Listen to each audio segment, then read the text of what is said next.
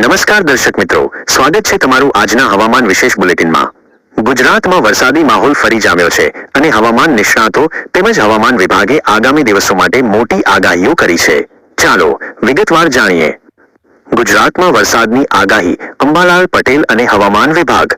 હવામાન નિષ્ણાત અંબાલાલ પટેલે રાજ્યમાં સારા વરસાદને લઈ આગાહી કરી છે।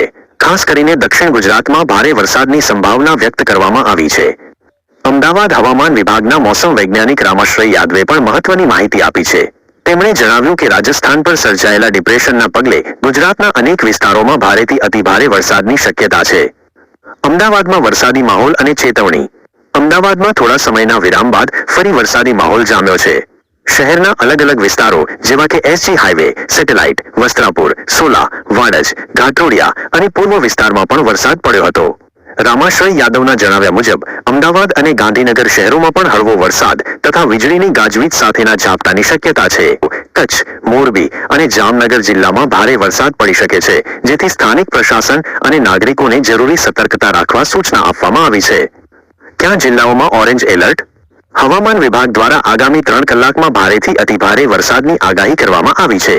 આ માટે નીચેના જિલ્લાઓમાં ઓરેન્જ એલર્ટ જાહેર કરવામાં આવ્યું છે: મોરબી, સુરેન્દ્રનગર, જામનગર, અમદાવાદ, ગાંધીનગર, ખેડા, અરવલ્લી, મહીસાગર, સુરત, વલસાડ, નવસારી।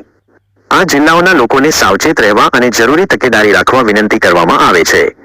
વધુ એક મજબૂત વરસાદી રાઉન્ડની સંભાવના। હવામાન નિષ્ણાત પરેશ ગોસ્વામીના જણાવ્યા મુજબ 22મી 31 જુલાઈ વચ્ચે એક મજબૂત વરસાદી રાઉન્ડ સર્જાઈ શકે છે। તેમણે જણાવ્યું કે બંગાળની ખાડીમાં સર્જાતી સિસ્ટમ પશ્ચિમ દિશામાં આગળ વધી ગુજરાત તરફ વળે તેવી સંભાવના છે। આ સિસ્ટમ 25મી 31 જુલાઈ દરમિયાન ગુજરાત પરથી પસાર થાય અને એ સમય દરમિયાન રાજ્યમાં ભારેથી અતિભારે વરસાદ વરસી શકે છે। તો આ હતી ગુજરાતમાં આગામી સમયના વરસાદને લગતી મહત્વપૂર્ણ માહિતી। તમારા વિસ્તારમાં વરસાદની શું સ્થિતિ છે તે અમને કોમેન્ટ્સમાં જરૂર જણાવજો। આવા જ વધુ અપડેટ્સ માટે અમારી ચેનલને સબસ્ક્રાઇબ કરવાનું ભૂલશો